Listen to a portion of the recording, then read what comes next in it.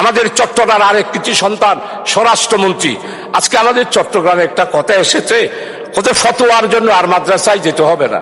তো আমি জিজ্ঞেস করলাম কেন? ওদের ফতোয়া তো আপনাদের এই পার্লামেন্টে দেওয়া হয়। ফতোয়া কিরকম? ফখরুল ইসলাম মাননীয় মন্ত্রী, উনি যেমন ইসলাম নয়, জামাত ইসলামীও ইসলাম নয়। মানে স্পিকার, জামাত ইসলামীকে জানতে হলে 100 বছরের ইতিহাস জানতে হবে।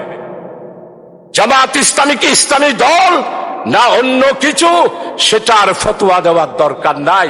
তাই আমাদের চট্টগ্রামে এখন বলতেছে হাল জবানার মূর্তি তিনি, আর একটা বললাম না, আলিফ বাতা জানেন না।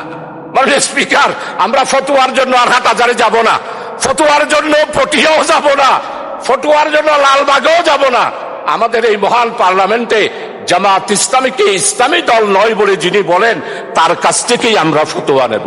মানে স্পিকার, জামাত ইসলামীর ইতিহাস, গণতান্ত্রিক আন্দোলনের ইতিহাস, জামাত ইসলামের ইতিহাস, ইসলামের উপরে যখন এই আঘাত এসেছে, জামাত ইসলামী বজ্রকণ্ঠে রাজপথে প্রতিবাদ করেছে, সারা বিশ্বে স্বীকৃতি দিয়েছে জামাত ইসলামী হলো ইসলাম রক্ষার জন্য একটি মাত্র বাংলাদেশে, অন্যান্য ইসলামী দলের মতো নয়।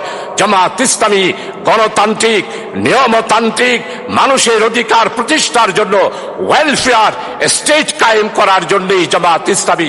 তাই নির্বাচনের আগে আমাদের বক্তব্য ছিল ন্যায়, ইনসাফ, বৈষম্যহীন, কল্যাণময় একটি রাষ্ট্র আমরা কায়েম করতে চাই। মাত্র কয়েকদিন আগে সংসদে দাঁড়িয়ে আমাদের স্বরাষ্ট্রমন্ত্রী আত্মবিশ্বাস নিয়ে বলছিল বাংলাদেশ জামাত ইসলামী একটা ইসলামী দল নয়। এখন কথাগুলো শুনে আপনারা কি বলবেন? বাংলাদেশ জামাত ইসলামী একটা কি ইসলামী দল নাকি তারা একটা মুনাফিক দল? আপনারা তো বলেন, তাই না?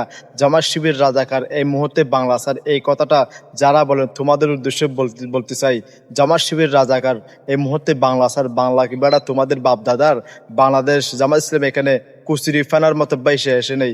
বাংলাদেশ জামাত ইসলাম হচ্ছে বহুত পুরোনা একটা রাজনীতির দল, আত্মবিশ্বাসের দল হচ্ছে বাংলাদেশ জামাত ইসলাম।